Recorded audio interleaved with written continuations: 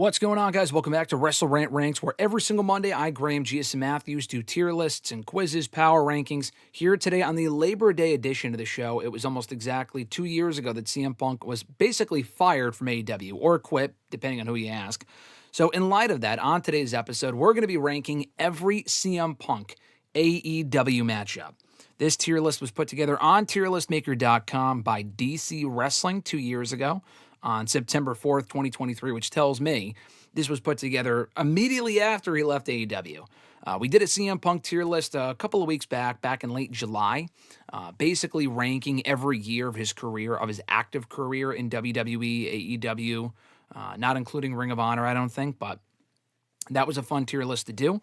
And I thought since it was, and I've had this saved for a while, but I thought since it is the 2-year anniversary of the last time that CM Punk last appeared in AEW and was fired from the company. Not exactly a great anniversary to honor, but I thought this would be as good of a time as any to look back on the great year, or the great 2 years that he spent in AEW. Now, he did miss a substantial period of time due to injuries and suspensions, stuff like that, but the matches that we did get with Punk during the 2-year period, a lot of which were very, very good, as we will soon revisit here in this list from tierlistmaker.com. So again, thank you to DC Wrestling for putting this together. I will include the link to the tierlistmaker.com list in the description box if you want to check it out and fill it out for yourself. And also in the description box, you can check out more information on how to become a WrestleRant All Access Pass channel member. $5 a month gets you videos like this early and ad-free before anyone else. You also get badges and emojis and live chats, top billing on shows like WrestleRant Radio and hashtag AskGSM, our live streams every Tuesday and Thursday, respectively. Shout outs at the beginning and end of every single live stream that we do here on the channel, and so much more. So check that out down below. Support the channel. Also by simply just liking this video and subscribing. That would mean a lot as well. So let's get into this here, this edition of WrestleRant Ranks. And they are also included chronologically of every match that he had dating back to 2021 through late 2023. With the first one being his all-out 2021 match against Darby Allin, his first bout back since early 2014 in WWE, I think against Billy Gunn. His last actual match was the Royal Rumble. His last singles match was against Billy Gunn on Raw in 2014, in January of that year, I believe. But this was an excellent match. I was there for this one, so I'm biased, but I thought they had a great match. CM Punk obviously showing some signs of ring rust, but really getting back into the mix of things pretty seamlessly, considering he had been out of the wrestling world for over 7 years, and acting as if he never really left as far as his in-ring skills were concerned. And Darby Allin was the perfect opponent for him. A lot of comparisons and a lot of similarities made between the two over the years preceding this matchup. Darby Allin could easily absorb the loss, and they went in there in front of that Chicago crowd and had a very fun match that CM Punk obviously won. So this is going in the S tier for me. It's not the best CM Punk AEW matchup that we'll get to a little bit later on. You could probably guess what I think that is, but it is among his best in the company in the 2 years that he spent there. His first match back on TV was against Powerhouse Hobbs on Rampage. I think this was the Grand Slam edition of Rampage in September of that year as well. This was when Punk was kind of working with the Team Taz group a little bit. We never got him and Ricky, or we did get him and Ricky Starks later on. I wanted it in late 2021. We did not get it, but we did get him and Powerhouse Hobbs early on.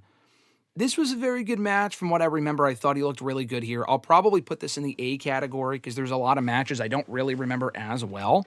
And we'll probably move some matches around as far as, you know, my ranking, and if I feel like it's too top heavy, too many A and S matches and stuff like that, I'll move stuff around as we go. Him and Daniel Garcia was another really good match, also on Rampage. I think a week or two later. This was when Daniel Garcia was really just arrived in AEW and was starting to get his feet wet on the roster, and putting him in there with Punk. I mean, that was a great opportunity for him. Main eventing the show, obviously falling short, but a very good match nonetheless. I'll probably put this in the high B category. I'm willing to go A, but looking at this list, I feel like I'm going to have a lot more matches at A than that one, so I'll put that at high B. Him and Matt Sydal, same thing, where I thought it was cool. They got to kind of not rekindle their feud. They never really feuded in WWE, but they had a handful of matches dating back to 2009, 2010. They had a number of matches against each other in WWE, all of which were good. This match, also good. Not really all that memorable, but a good win for Punk. allowing him to get in there with, a variety of different opponents here. Darby Allin, the Daredevil, Powerhouse Hobbs being the, powerhouse that he is, of course, no pun intended. Daniel Garcia being the technical wizard of all these people. And then you have Matt Sydal, the high flyer. So I thought they had a good match. I'll put that in the B category.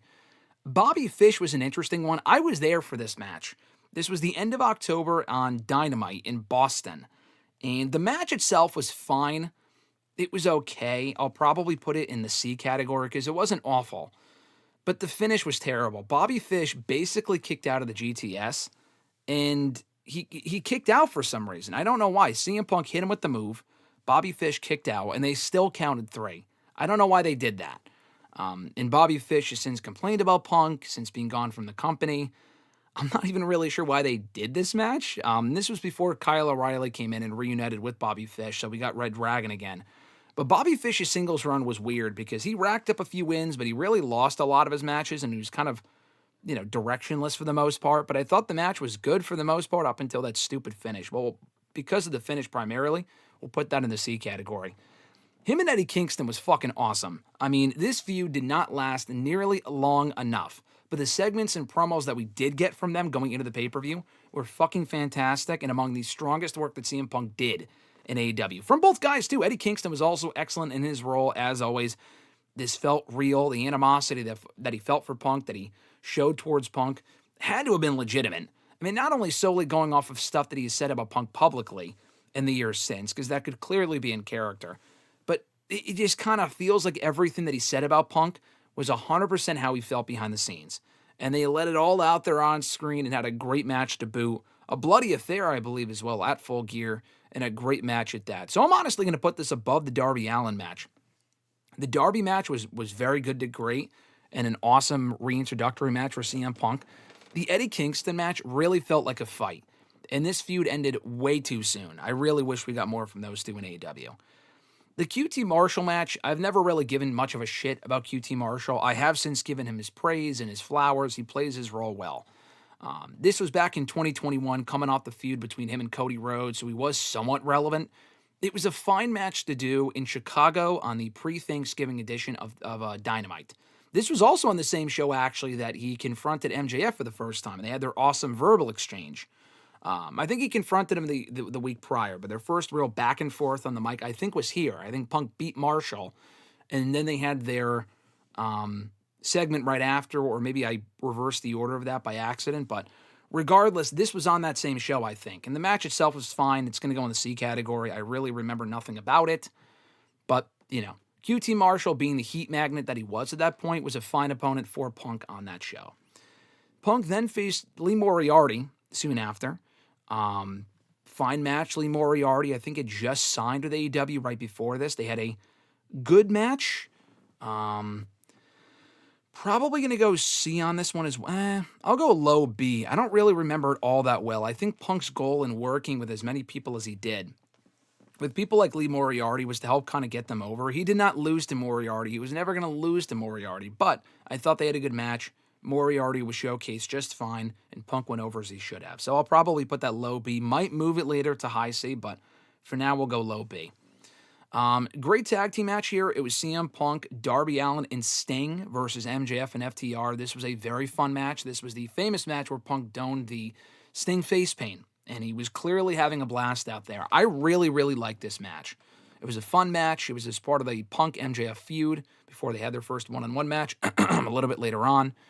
But yeah, a strong six-man tag team match on that Christmas edition of, I think it was the Holiday Bash edition specifically, of Dynamite. And just that chemistry that Punk, Darby, and Sting had was awesome. And again, like I said, you could tell CM Punk was having a blast out there. As part of that Punk-MJF feud, we got Punk against a lot of the members of the Pinnacle, including Wardlow, Shawn Spears, Dax Harwood, all one-on-one. The Wardlow match, I remember being really, really good. I'm going to put that in the A category. That was where Punk, I think, got the shit kicked out of him for a majority of the match before he actually won. And it played into Wardlow eventually turning on MJF at the Revolution pay-per-view and allowing CM Punk to pick up the victory on that show. So we'll go A category on that. I thought it was one of Wardlow's better matches and one of the few times he had lost in AEW up to that point. The Shawn Spears match was fine. It was pretty much what it needed to be. I'll go C on that. I don't think it was anything special. I think Punk beat him pretty decisively, pretty quickly from what I can recall. Maybe it was a short squash. I really don't remember, but it wasn't bad. I'll only reserve like the shit that I really did not like for the D category. But Shawn Spears will go top of C for him. MJF and CM Punk, this was their first one-on-one match before they had their rematch at Revolution. So we'll go definitely S on this. I thought they had a great match. We'll go bottom of S because I think their Revolution match was more memorable. But they got a fuck ton of time in Chicago when Punk ended up beating MJF on that show. I think it was in Chicago. Pretty sure that was where that first match took place. And MJF got a whole ton of heat for that one. And beating Punk not once, but twice on the same show because he beat him after cheating. Referee restarted the matchup. And MJF won again anyway, which was great. So a really fun match between those two on live TV before they had the rematch at Revolution. There was a lot of time between Full Gear and Revolution. So during their first match on TV and not waiting until the pay-per-view, I was totally fine with. I don't really remember this match. I think this is Punk and Moxley versus FTR, if I'm not mistaken. There's no graphic for it for whatever reason. Maybe it was an impromptu match. If that's what the match was, I'll go high B on that one. I think, I remember the match and it being good, but I just wish we had a graphic for that. So I'm pretty sure that's what that match was. It was Moxley and Punk, who would later become rivals a little bit later on in the year over the AEW World Championship, taking on FTR. So I'll go high B on that one because I don't remember it exactly. The MJF dog collar match at Revolution, as you could probably imagine, is his best match in AEW, in my opinion. I thought those two killed it. One of my favorite feuds in AEW, and they blew it off beautifully, especially with the Wardlow turn, too. Him not helping MJF kickstarted that feud between those two and really made Wardlow that breakout babyface that people were hoping he would be. Granted, that push was short-lived, but the feud while it lasted was fun. And I thought that match that MJF and Punk had, the bloody brawl, really utilizing that dog collar stipulation to a great degree, made for a fantastic match on a very strong show. So, to me, the best match that CM Punk had in his entire AEW tenure. So we'll go top of S for that one. Him and Dax Harwood, I guess, faced off on Dynamite soon after. I don't know why. I think that was after the MJF feud was over. So he was really just facing people for the sake of facing people on his road to the AEW World Championship. I'm going to go A on that one because I remember Dax Harwood having a string of really strong singles matches that year, this being among them. So we'll go above Powerhouse, but below Wardlow. The Max Caster match was fine. It was really what it needed to be, a quick win for Punk on his road to the AEW World Championship. Nothing overly memorable else about it otherwise. So we'll go top of C. Then he faced Penta, a match I really enjoyed in the time that we got in. I did not mean to evenly distribute all the matches here, by the way, in S, A, B, and C. That will soon change, but that was not intentional. Anyway, Penta and CM Punk was a very good match. Not like excellent by any means, but I really enjoyed it. So I'm going to go top of B for that one. Might even put it in bottom of A. But it was one of those matches I never thought I would see, and we're probably never going to get again, even though they are in AEW together now, or WWE together now. The fact that we got it at all was very cool. And I would love for them to revisit that match in WWE at some point. Like I said, not expecting it, but I enjoyed the match for what it was. Him and Dustin Rhodes, I thought was a great match. This was one of those random matches that Punk had on the road to the AEW World Championship, like I mentioned. But I really, really like this match. So I'm going to go above the Hobbs match here. I remember this one vividly, and I thought it was really cool that we got the match, and you could tell that it really meant a lot to both guys to have this match against each other. Because I don't know if we ever got CM Punk versus Goldust in WWE. Maybe we did when Goldust was on ECW. I don't remember. Punk would have had to have been a heel. But anyway, I remember really, really liking that match. Him and John Silver, kind of a random fucking match. Just a match to have on TV. It wasn't bad, but I'll probably go low B on that one. It wasn't, I don't know, I might move it to C, but I'll probably go high C on that one. The match was fine, but John Silver he was getting a nice singles push at that point, but he really wasn't much of a threat to even CM Punk at that point in 2022. The Adam Page match is interesting because it really felt like they were kind of off during the match, and there were some slippery, sloppy spots. Maybe that was because of the whole, I don't want to lose to you, and them having legit beef at that point. It definitely is not S. I honestly might just go B, because I enjoyed the match, but it wasn't as good as I thought it would be, and maybe it was because they weren't on the same page. So I'll go high B on that one. Honestly, even below the Penta match. I think the Penta match might be better. The Page match was very good, but I think all of these other matches were like great. The Page match felt like it left a little bit to be desired. So we'll go B on that one, honestly. After that, it was on the Dynamite right after that pay-per-view that he teamed up with FTR against Max Caster and the Gun Club. Just a pretty random six-man tag team match. And that was actually where Punk got hurt. I think before the match, after the match, he jumped into the crowd, hurt his foot, and he was out for months. So the match itself was fun. I think it was one of the only times, well, actually not really. I was going to say it was one of the only times he teamed with FTR. That's actually not true. He teamed with them a few times after that, according to these graphics. But it was a solid six-man tag. We'll go B category, above side L, but below Daniel Garcia in the B category for that match. Sucks that was where he got hurt, so that might be part of the reason why the match wasn't overly great, but it was solid, a solid six-man tag team match. This honestly might be the only D match I put in this category. I fucking hated the first match that Punk and Moxley had against each other in AEW. It was really more of an angle than a match, but Moxley went in there and just killed Punk. And then Punk got the belt back anyway at All Out. And Punk has since said in like Instagram posts and shit like that, that was a Moxley idea, a Tony Khan idea. And I'm not just saying this because Punk did not like the idea. I already, even at the time and in retrospect, still do not like what they did on that match on Dynamite. They hot-shotted the whole thing. They did the match within a week, delivered on it in like 3 minutes. Very disappointing. I really wish they had just waited until All Out to have Punk win. But I guess they wanted Moxley to get something over Punk, so Punk wasn't just coming back and beating Moxley. It was fucking dumb. So honestly, this might be the only D match I give out because I thought what they did here was garbage. The actual match they had, though, I thought was great. So I'm going to put this in the A category, top of A. I thought their match at All Out that year was awesome. A few weeks later, Punk ended up winning. He had the, tirade, the CM Punk pipe bomb, so to speak, the meltdown and the post-show media scrum, that anything that they did on that show was immediately overshadowed by that. And Punk had to leave. He got hurt. He got suspended anyway. So him winning here really meant nothing. But anyway, I thought it was a great match for what it was. So Punk was gone up until the early beginning of the summer in 2023, where he had a string of collision matches and a few pay-per-view matches as well. So that's what the following are. This was a tag team match, or a six-man tag team match. It was Punk and FTR, so this is why I said he did team with them a few times after that Dynamite match in 2022.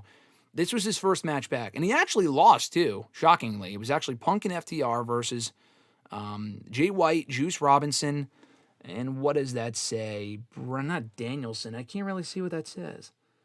Samoa Joe. Okay, yeah, it was Samoa Joe, Jay White, Juice Robinson versus Punk and FTR. This was a great collision main event. I thought this was a really good collision main event. I'll put this in the A category. It was a great way for Punk to come back. The fact that he lost was a little surprising, and not in a bad way. I enjoyed this. We also got to see him and Joe in the ring for the first time in a while. We would get more matches between the two later on. We got to see him and Jay White share the ring for the first time. That was cool. So I'll go A category for that one.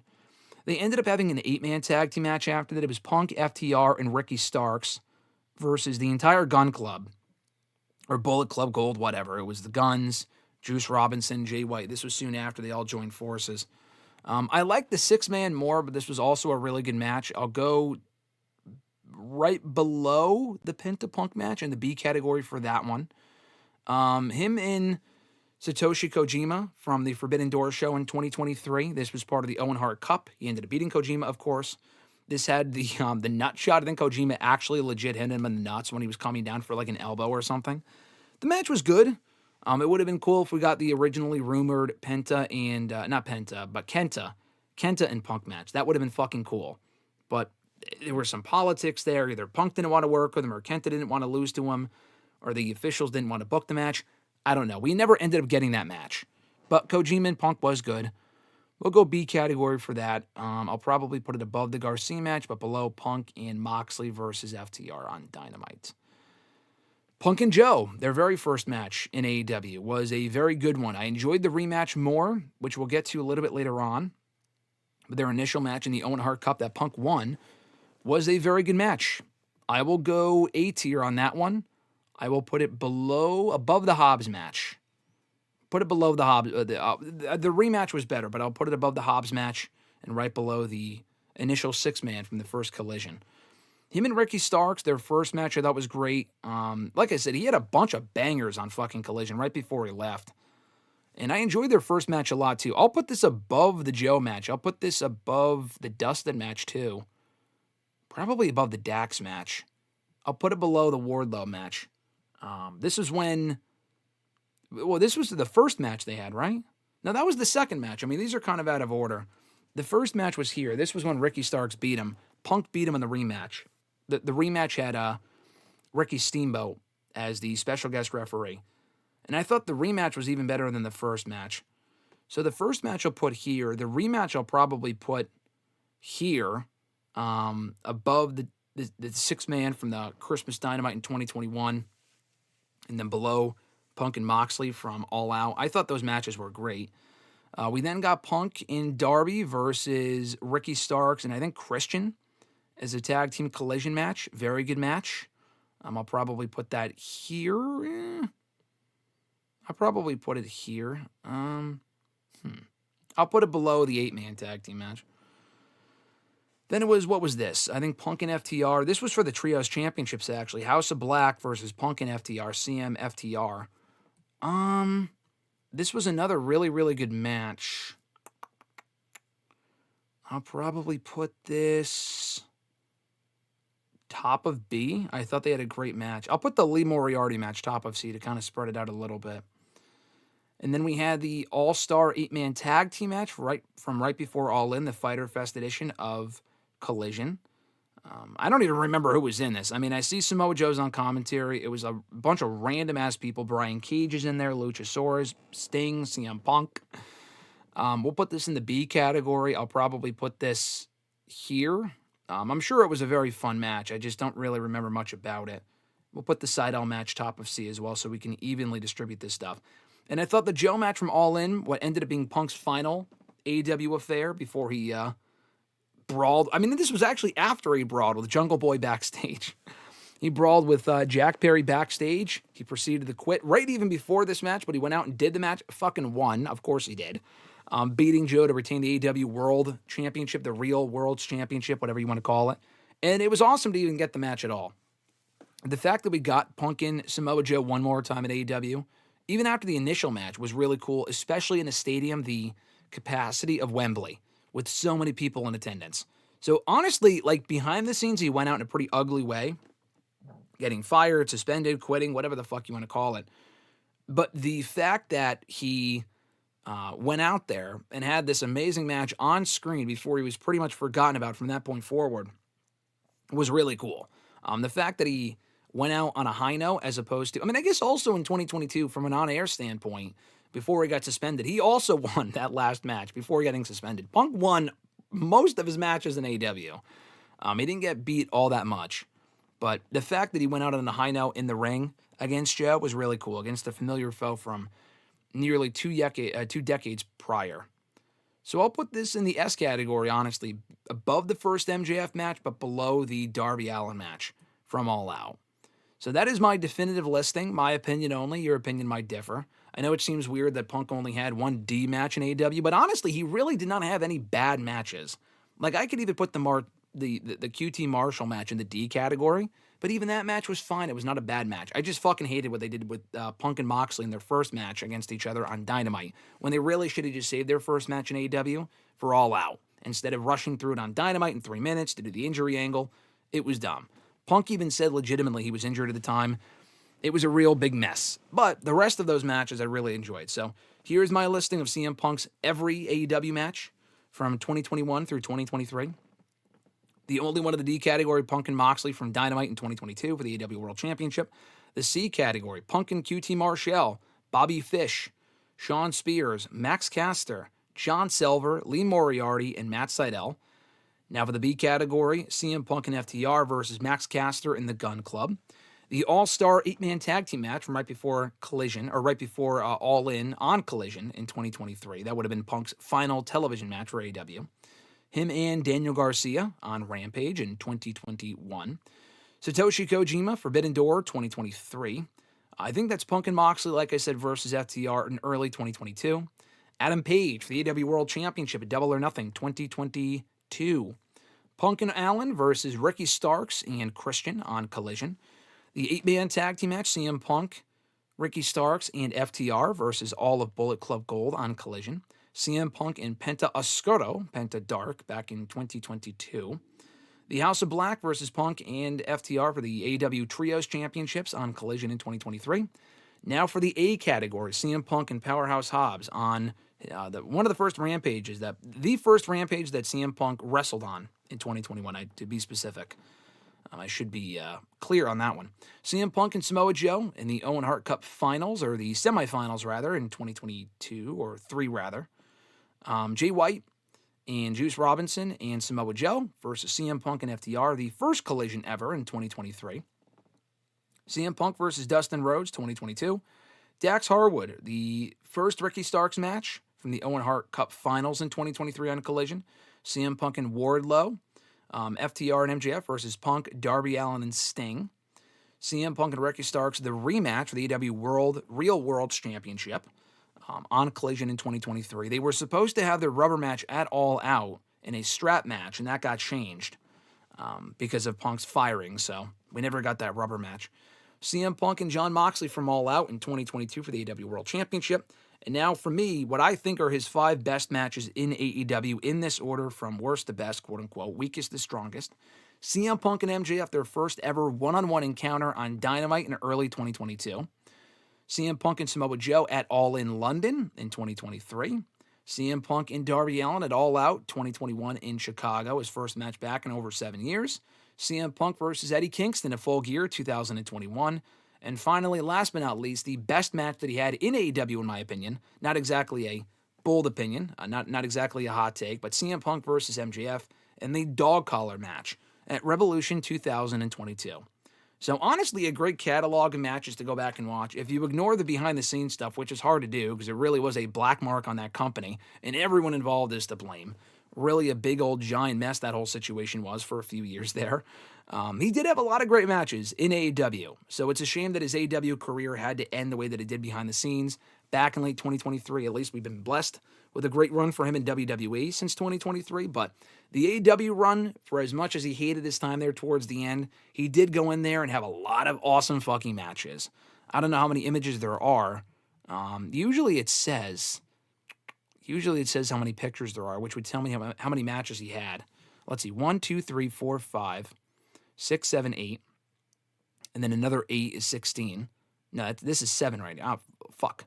Hold on. 7, 14, 21, and then 22, 23, 24, 25, 26, 27, 28, 29, 30, 31, 32, 33. So apparently he had 33 matches in AEW. Unless this person missed a match, he had 33 matches, and a lot of them were good to great, and some of them even excellent. So go back and watch these matches.